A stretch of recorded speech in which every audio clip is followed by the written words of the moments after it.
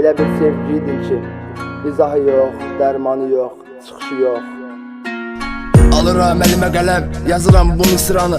Yadında o vaxtları, bir idi dərd ortağı. Keçmiş xatirələr mənim ağlımda qalıb. Gedirsən çıx get də, mənim axı kimim qalıb. Bitdi arzularım, kəsildi ümidlərim. Artıq yazan deyiləm sənlə olan xəyalları. Qalırsan qal mələyim, yaramı sağalt.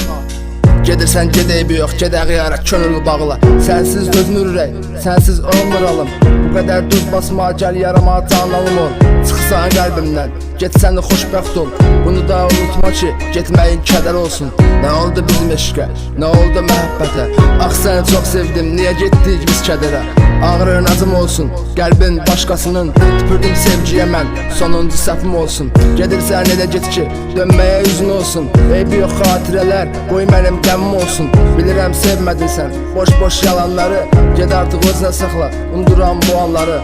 Atdığım dərmanlar ağrını kəsmir artıq. Qəlbimi elə qırdın, dönməyin xeyri yoxdur. Bilirsən necədir vəziyyət, otur bir düşünsənə. Sanki mən bir məcnun, sən isə leylimsən. Yadında aprel ayı, nə gözəl tarix idi. Hələ o qucaqlamaq sənin üçün adi idi.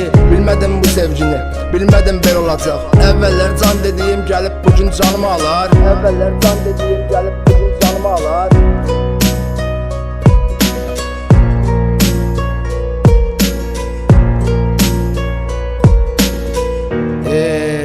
Bəzən susuram, çünki danışsam içimdəki qırıntılar səslənəcək.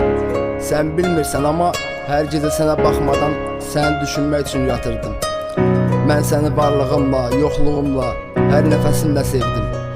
Elə bir sevgiydin ki, izahı yox, dərmanı yox, çıxışı yox.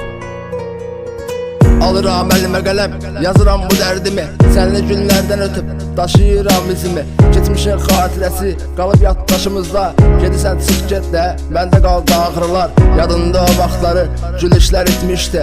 Həyatımı söndürən sən, səssiz bir gecəydi. İndi tək qaldım mən, göz yaşlı bir otaqda. Gedirsən çıx get də, qaldım boş havada. Gönlümdə yağan qara, səndən yadigar qalıb. Özümü itirmişəm, olmuşam dərdi qumar. Sözlər üstü kimi dağılırdı havada. İçimdə sözlər qaldı, qalsın sonralara. Qalsın sonralara, qalsın sonralara.